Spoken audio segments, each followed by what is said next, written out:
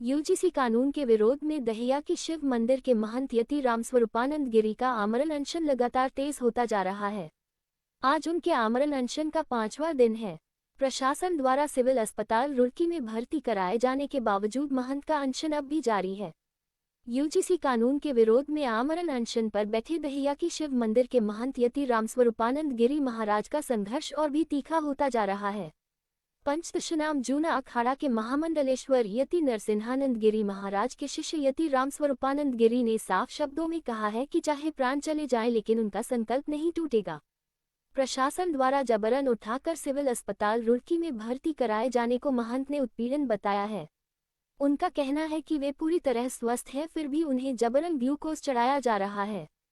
महंत का आरोप है कि एक सन्यासी को उसके मंदिर, उसकी पूजा और साधना से वंचित किया जा रहा है, जो न केवल धार्मिक स्वतंत्रता का हनन है बल्कि साधु संतों के सम्मान पर भी आघात है। महंत यति रामस्वरूपानंद गिरी महाराज ने कहा कि हम अपने प्रण के बहुत बड़े पक्के हैं। डॉक्टरों की टीम जबरदस्ती उठाकर अस्पताल ले आए, लेकिन आज भी हम आमरण अनशन पर हैं। आज 5वां दिन है, अन्न जल का त्याग किया हुआ है। जब तक यूजीसी कानून वापस नहीं होगा हम कुछ भी ग्रहण नहीं करेंगे। उन्होंने सवाल उठाया कि जब उनका स्वास्थ्य ठीक है तो फिर जबरन इलाज क्यों किया जा रहा है। अब सभी की निगाहें इस बात पर टिकी हैं कि प्रशासन और सरकार इस आमरण अनशन को लेकर क्या रुख अपनाती है। फिलहाल सिविल अस्पताल रुड़की में भर्ती महंत यति रामस्वरूपानंद गिरी का आमरण अनशन लगातार जारी है और उनका संदेश साफ है कि यूजीसी काला कानून वापस होगा तभी अनशन टूटेगा। बहुत हमारा बातचीत करना रहा, साथ उठना बैठना रहा, भोजन पानी भी साथ रहा है। तो बताइए कहीं से कहीं तक स्वास्थ्य नहीं, ऐसा है ना, मुझे ऐसा लगता है, मैं खाली मैं आपको बताता हूँ, कहीं ना कहीं कुछ इसमें जो है प्रवादी देव महादेव और जगत जननी माँ बगलामुखी माता के चरणों में नमन करते हुए मैं महंत यति रामस्वरूपानंद गिरी शिष्य श्री पंचदशनाम जूना अखाड़ा महामंडलेश्वर यति नरसिंहा गिरी महाराज जी, मैं दहिया का शिव मंदिर का महंत हूं। और पहले ये बताइए कि क्या मेरा आपको लग रहा है कि स्वास्थ्य खराब है? क्या स्वास्थ्य मेरा खराब नहीं है।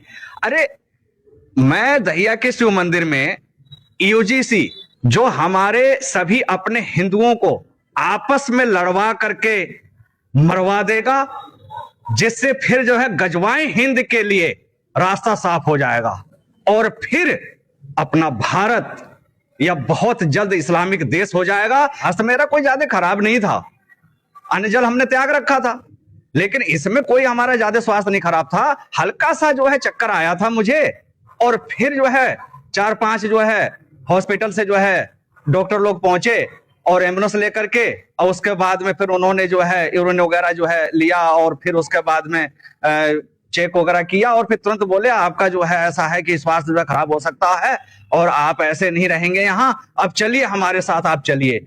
और मैंने उनसे कहा, मैंने कहा आपको लग रहा है कि मेरा स्वास्थ्य खराब है? और फिर वो जो है वो मेरे को वहां से जो है जबरदस्ती जो है उठा करके और ले करके जो है तुरंत जो है एम्बुलेंस में लाद करके और ले आए।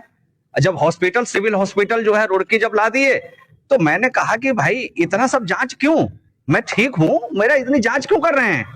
लेकिन बोले नहीं नहीं नहीं, कुछ हो सकता है आपका और ये सब जो है प्रक्रिया करनी पड़ेगी। और उसके बाद फिर होता क्या है कि मैंने कहा उनसे कि अब तो आपने कर लिया, अब तो मुझे भेज दो, लेकिन फिर भी उन्होंने नहीं भेजा और मुझे यहाँ पर फिर पुलिस जो है लगा करके और मुझे यहाँ हॉस्पिटल में रखा गया है। और आप देख रहे होंगे कि बोतल पे बोतल और उसके में इंजेक्शन डाल डाल करके जो है बराबर निरंतर जो है दिया जा रहा है मुझे। और मुझे पूरा का पूरा कहीं ना कहीं मुझे इसमें बहुत बड़ा षड्यंत्र नजर आ रहा है और मैं तो अब किसी से क्या कहूंगा, और मेरी बात तो कोई अब सुन नहीं रहा है। नहीं नहीं, खत्म नहीं हुआ, हमने दिया था, लेकिन जब तक यूजीसी काला कानून ये वापस नहीं लेते, मैं कभी भी किसी भी दिन मैं जल समाधि लेने के लिए हरिद्वार पहुंच जाऊंगा। अगला कदम मेरा क्या रहेगा? अब मैं तो यहां बैठा हूं, आज भी मैंने आमरण अनशन में ही हूं, मैंने अन्न जल त्याग रखा है तो आज भी आमरण अनशन पे ही बैठा हूं और बैठा रहूंगा मैं।